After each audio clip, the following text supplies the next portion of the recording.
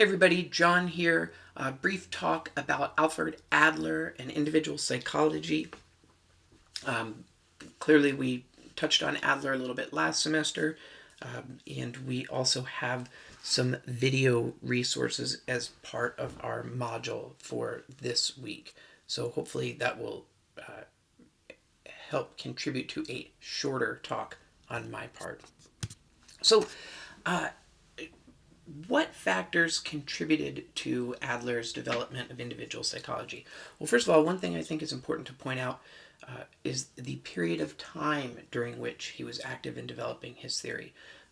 Adler was born in 1870 and then died in the 1930s. A lot of times, I think of Adler as being a more contemporary person chronologically, as being someone who lived later in history than he actually did.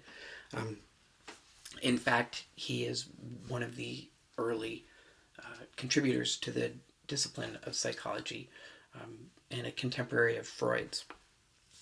Like many of those early developers, he was a physician, a psychiatrist, a colleague, and mentee, if you will, of Freud's. Also, like many of the early contributors, he did have a departure from Freud, whereas Freud thought that sexual drive, the libido, were the primary human drives. Adler believed that power, and that's power in the sense of autonomy and full functioning as an adult, that drives towards autonomy and full function, were the fundamental human drives. Additionally, his service as a psychiatrist during the First World War helped reinforce these beliefs that there was kind of more happening in terms of human drives than the assumed biological drives that Freud claimed. So, Adler was interested in the unity and uniqueness of each person. So, everyone's unique characteristics and circumstances contributed to an individual idea. Again, thinking in terms of underlying drives and what guides people's behavior, Adler considered that people's goals and drives were contributed to by their place in the family birth order or their family constellation, by social contexts and social pressures, and by lifestyle. And we'll talk a little bit more about each of those ideas as we go through the rest of the discussion. So Adler had a conceptualization for human personality known as socio-taleo-analytic. So these would be kind of the three primary components of a human personality, whereas socio is an emphasis on social interest. So the idea that people are kind of hardwired towards pro-social behavior. Taleo, in Adler's usage, referred to the goal-striving nature of people, referred to the fact that folks are kind of geared towards bettering themselves and finding meaning in a broader context. I went to Wikipedia to kind of get a conventional definition for the taleo component, and as you can see there in the bottom of this slide, Wikipedia defines teleology as being from the Greek telos, meaning end or purpose, and it's the philosophical attempt to describe things in terms of their apparent purpose, directive principle, or goal. So we could see how those ideas translate onto Adler's theory, that he believes that this orientation towards purpose is a significant component of the human personality, broadly, so the general human personality, those elements that we do all share in common. And then analytic refers to psychoanalytic, to the psychoanalytic principle, indicating that much of what determines the direction of our lives is unconscious, and that the role of the therapist is to bring that unconscious material into conscious awareness. Now, his approach for doing this and the broader context in which he does this is clearly very different from Freud. Nevertheless, that's a big Freudian idea that he took with him. The idea of unconscious material having a significant influence on everyday life. So Adler's view of human nature, now we would put him in the, align him with the psychodynamic theorists, and those all kind of grow out of Freud. So compared to Freud, Adler's perspective is, I would say, much more positive, and I'm pretty sure all y'all would agree that Adler's perspective is less fatalist and more positive. So his view of human nature, like Freud, he did believe that heredity and early upbringing contributed to development across the lifespan. But unlike Freud, he didn't see fate as being tied to heredity and early upbringing. Adler believed that those early influences, including heredity, kind of provided the raw clay that people have for their lives, and it's what they make out of them. It's what they make out of it, out of that clay, out of those heredity and early influences. That is what really guides a life. So the early stuff, very important, but unlike for Freud, you can do different things with your early stuff. Whereas Freud might say, oh, well, I'm sorry that things went the way they did for you. You're sort of stuck with that from here on out. Adler might say, wow, you had some difficult things go on early in your life. How can we use those experiences to guide your life in the direction you'd like it to go now? That relates a lot towards personal development. It's tied into that idea of purposeful, goal-directed behavior and individual growth. Adler was interested in helping folks satisfy their need to work towards achieving meaningful, rewarding goals. And through this process and these processes, the idea is that folks arrive at a lifestyle that contributes to a positive and adaptive sense of self and connectedness to other people. So again, let's think of this in the context of Freud. Freud had the early stuff and the heredity, genetic type stuff as being really the sort of the blueprint for your life. Adler, on the other hand, I'd say maybe thinks of it as perhaps the building materials of your life. And out of some of those early experiences and heritable traits, we are able to create lives that are meaningful for us. And in this context, pathology for Adler is really the absence of that process, right? Is the absence of, or the inability or not yet having contextualized one's past experiences and individual characteristics, not having contextualized those components in a way that makes sense and is adaptive. That's where your pathology is going to crop up. So Adler talks about the importance of feelings of inferiority as a child, and this too ties to components of psychoanalytic theory. And here too, Adler's perspective is slightly more powerful, or more positive, I'm sorry.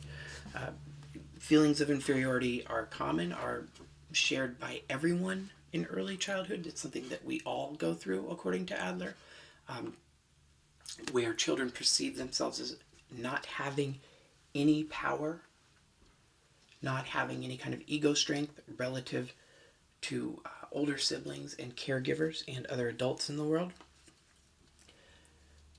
The way that that children are treated during these early phases of life, influence the way that they deal with these feelings of inferiority. In the way that they then deal with these feelings of inferiority in the moment as the small child, and then across the lifespan, this has a lot of implications for mental health and well-being. So the idea here is that we all feel somewhat powerless as small children, and the way that our caregivers and other individuals in our environment respond to those feelings really informs our perspective, our view of the world looking forward. So, a related idea is Adler's conceptualization of the family constellation and the birth order.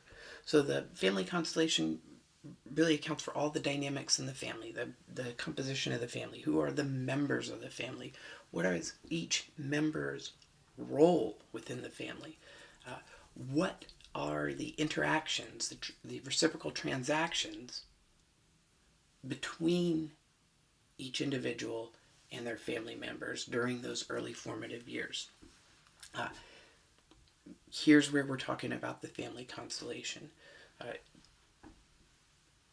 Additionally, birth order for Adler, and I don't think the data has really meted this out, or has really supported this over time, that the birth order is as important as Adler believed, and as really more people believed than currently do now. I think birth order does not have as big an influence as Adler thought. Nevertheless, I think as you consider some of the ideas presented in the chapters, in the Case of Stan video, and then in the additional video, we could see that thinking about individuals' experience in terms of their family constellation and their birth order can actually be a helpful way to conceptualize someone's experience. So while I would say, and this is just off the top of my head, I didn't recheck any data here, I would say that I'm fairly certain that empirical research has not indicated that you can predict outcomes for people based on where they fall in the birth order. Nevertheless, as we move forward and look at some of Adler's ideas about the meaning of birth order, I think we can see that even if it's not predictive of outcome, considering our experience, or considering clients' experience in terms that are informed by the family constellation and birth order, can be helpful. So Adler is helping people. Adler sees himself, or sees the role of the therapist, as to help people develop a healthy and adaptive lifestyle. Now, lifestyle for Adler is comprised of, it's a little bit different than when we hear the term lifestyle used commonly today.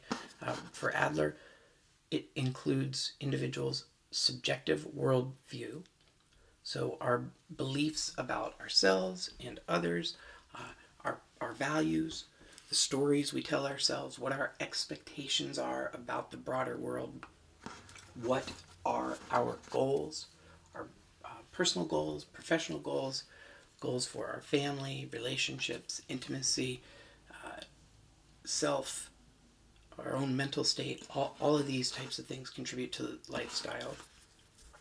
The strategies and approaches we use to achieve those goals, and then the overall outcomes that we have. Do we achieve the goals that we've set up for ourselves? Were they healthful goals? Whether or not we achieved them, there's your outcome. That's also part of the lifestyle for Adler. So, furthermore, lifestyle informs the way that we see ourselves in the world, the way that we address our feelings of inferiority. Now, remember, we all would have some kind of lingering inferiority type feelings from our early development. How do we deal with those? Have we come up with a healthy way for dealing with them? Most of the time, adaptive strategies involve achievements for some kind of significance, superiority, competence, or mastery. Now, I want us to look at this here for a second because I think these terms can be confusing. When we say superiority, and I talk about that being a healthful aspect of an adaptive lifestyle, I don't mean superiority, and Adler doesn't mean superiority over other people. It more means superiority as in superior good, kind of aligned with competence and mastery. Adler believes that we all, as part of our lifestyle, have an image that's often unconscious of what our life would look like if we were to accomplish all of our goals. So this unconscious picture of how we might look should we achieve everything we'd like to achieve, we've all got that kind of programmed into our brain, and that's also influencing our lifestyle. Our lifestyles, according to Adler. This self-image for Adler is formed early, between the ages of 6 and 8. So that 6 and 8, what does that kind of line up with? Well, some of y'all have probably heard of the term the age of reason. I think it has its origins. It has biblical origins to where when a child reaches 7 years old, that's when they're supposedly old enough to know right from wrong and start to develop a rational understanding of the world around them. I'm sure it's not a coincidence that for Adler, it's in this age range that the self-image becomes firmed up.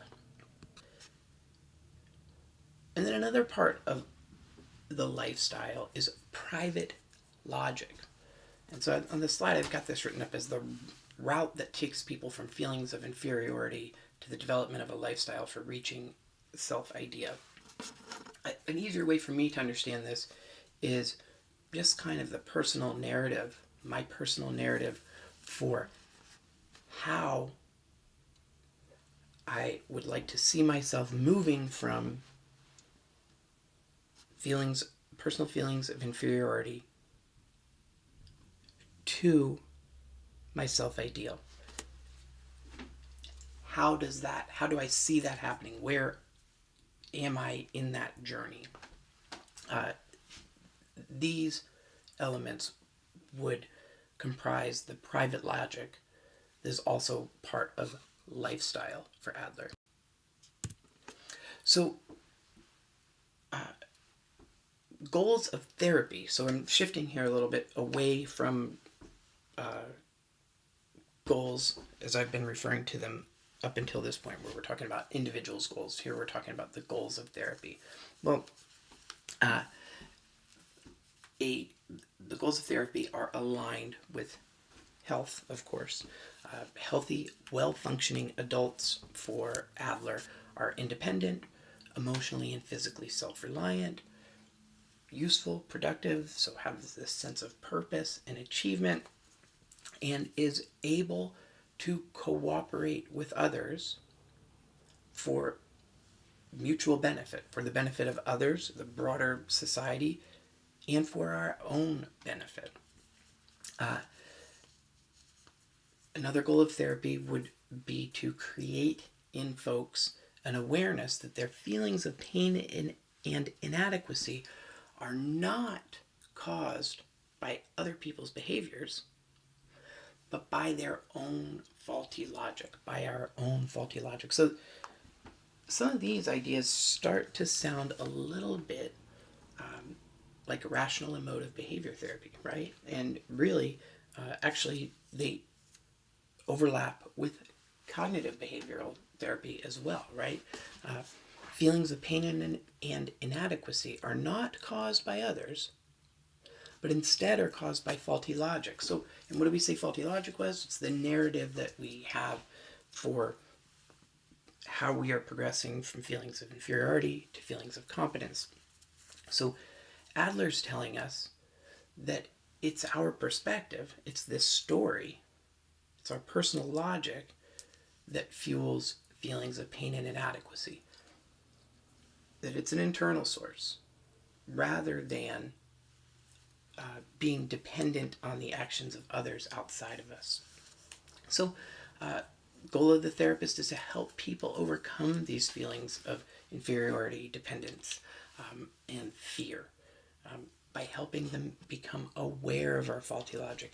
Now, this stuff in here, I think it's really important, or at least maybe not important, but it's really striking to me how similar this is to a lot of cognitive ideas. I mentioned REBT a minute ago and CBT, to a lot of cognitive ideas that arose much later. Now, if you remember, when we talked about the cognitive revolution, Chomsky, Beck, and all that happened way later than 1937, right?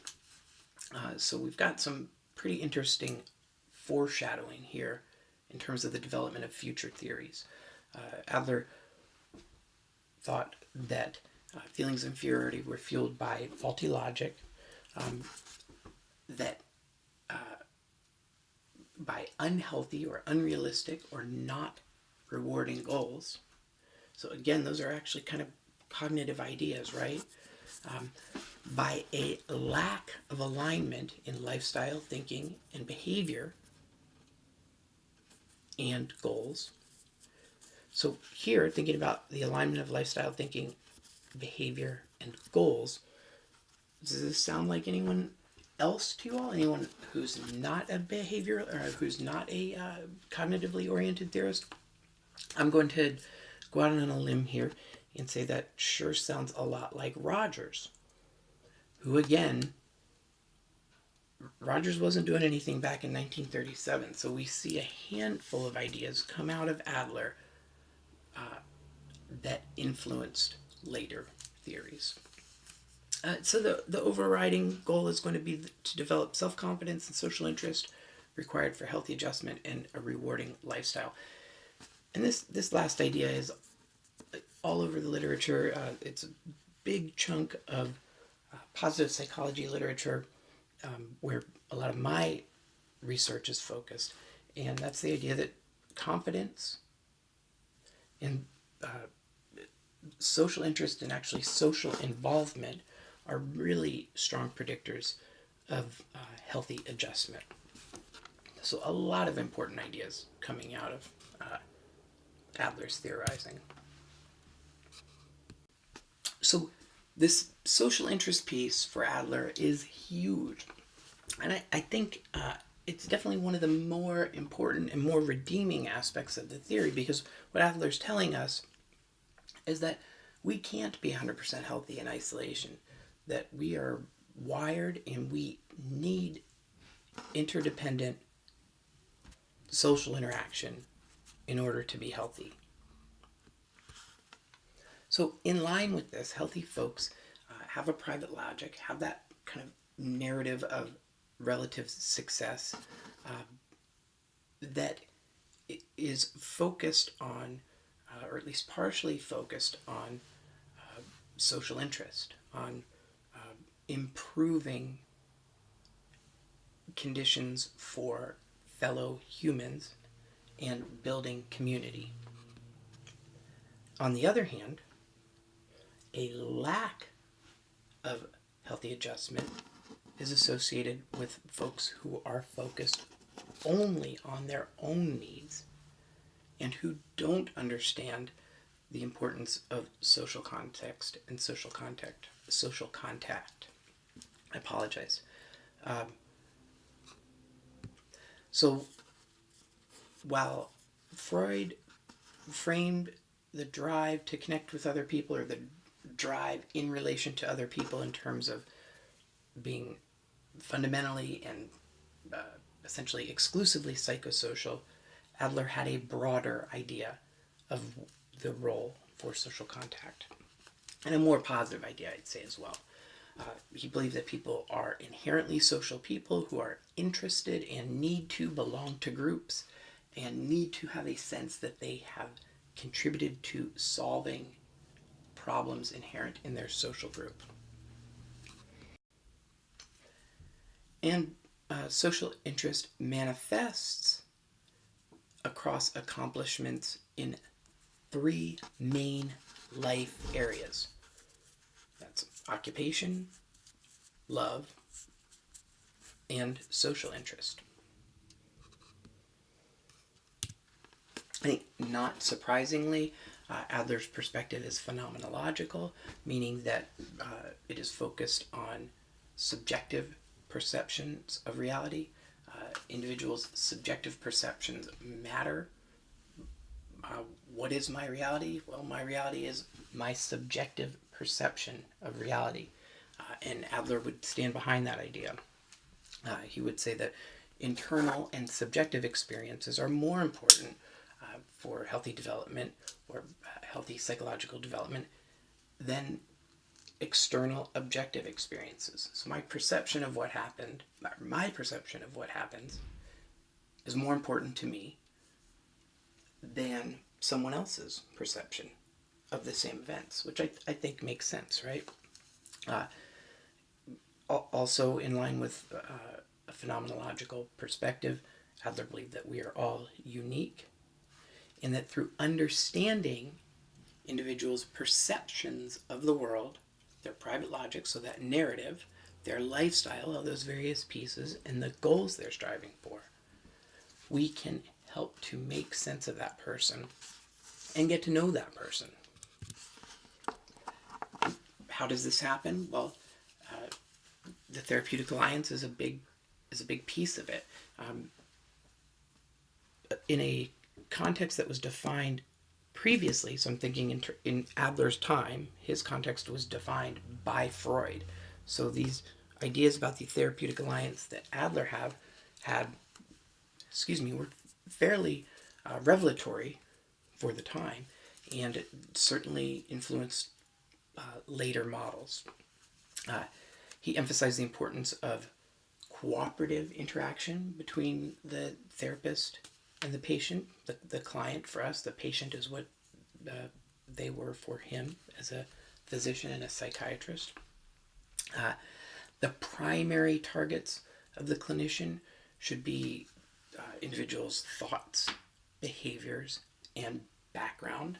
That background piece is always going to be there. It is a psychodynamic theory, with the difference being that the background isn't entirely determinate, as it is with straight psychoanalysis, with Freudian psychoanalysis. In really where Adler is headed, is in the this direction sounds very similar to Freud, and really very similar to many, if not most, of the key theoretical models. The model is geared towards helping people understand all of these various constructs, the private logic, the lifestyle, all of the influences that are affecting them in the way that they feel. And through understanding these constructs and sorting through, identifying, and modifying where need be their beliefs, they are able to organize themselves in a way that is more positive, more constructive, more explicitly aligned with social interest and pro-social behaviors. So if we think back to psychoanalysis, straight psychoanalysis, Freudian psychoanalysis, in the importance of abreaction, of just developing awareness, and that through becoming aware of pathology or pathological tendencies, that is the primary mode of treatment. This is an idea that Adler shares with Freud. Adler talks about 4 stages of treatment, and I think they go into this a little bit more explicitly in the not the Case of Stan video, but the other video. First, establish a therapeutic relationship and set goals. Assessment is huge in Adlerian therapy. I'll put a link up for it. I won't require you guys to do it because it can be kind of a time-consuming activity. But there's an Adlerian lifestyle assessment that's really meant to get a whole bunch of information out for both the therapist and for the patient to really help them, both the therapist and the patient, become aware of all the influences that are at play for the patient. So we see there's a lifestyle assessment, there's a lot of analysis about family constellation and birth order. Carrying over from psychoanalysis, there's looking at dreams, early recollections, and taking all of these kind of sources of information and using them as assessment tools to identify kind of where the person is and what exactly is the source of the problems that they're experiencing. Then, after completing the first 2 steps, Adler shifts towards re-education, insight, and interpretation. Now again here, especially insight and interpretation, very psychoanalytic idea, again reflecting Adler's roots in psychoanalysis. It's that insight piece, again like abreaction, where merely by becoming aware of the problem, gaining some insight and wisdom related to the problem, that this is how we solve the problem. And then from there, reorienting, reinforcing, and terminating with clients. Throughout these processes, the clients clarify their goals, determine whether or not their goals are realistic. They apply common sense to their thinking, to their feelings, to their personal logic. Apply new learning to their lives, and identify and remove barriers to progress. Talk just a little bit here about interventions. Again, I think they do a nice job of this in the video, so I won't spend too much time on it. But Adler's approach is one where there are a lot of little terms and a lot of little definitions and a lot of kind of almost pat little interventions. And he's got some names for them, so we'll go through just a couple of them here. Catching oneself encourages people to be more conscious of repetitive fault, goals, and thoughts. So again, we just see that awareness piece. Kind of a more plain spoken way to think about it would be becoming aware of triggers. We see ourselves go through these perhaps repeated cycles of behavior that don't serve us very well, and we feel bamboozled by them. Well, Adler would say we want to help people to be more conscious of these repetitive kind of faulty behaviors and actions. Pushing the button can almost be sort of aggravating a client or patient in order to help them become more aware of the control they can have over their own emotions, rather than allowing their emotions to control them. I'm not going to say a whole bunch more about that. Spitting in the client's soup is when the clinicians identify underlying motivations behind clients' self-defeating behaviors. So perhaps conscious, perhaps unconscious, but definitely unstated motivation behind self-defeating behaviors, and bringing these ideas to the therapy for the client to confront. Obviously, some of these techniques are really going to be dependent on a strong foundational therapeutic relationship, right? Immediacy is going to have to do with transference and countertransference, and increasing awareness of what is going on in the therapy right now, right at this moment. Confrontation is going to line up some with spitting in the client's soup in terms of pointing out discrepancies in our client's material, in our client's stories. The task assignments, so like homework, like some of the longer assessments, like a lifestyle assessment. And then humor, silence. There is some room for advice. And of course, as always, there is reflection of feeling, or attending to affective content. So, how is Adlerian therapy used currently? Before I talk about these bullets real quick, and this is our last slide here, I would say that probably even more than how strict Adlerian therapy is used anywhere, more important would be his broader influence on the helping fields, on psychology and helping fields in general.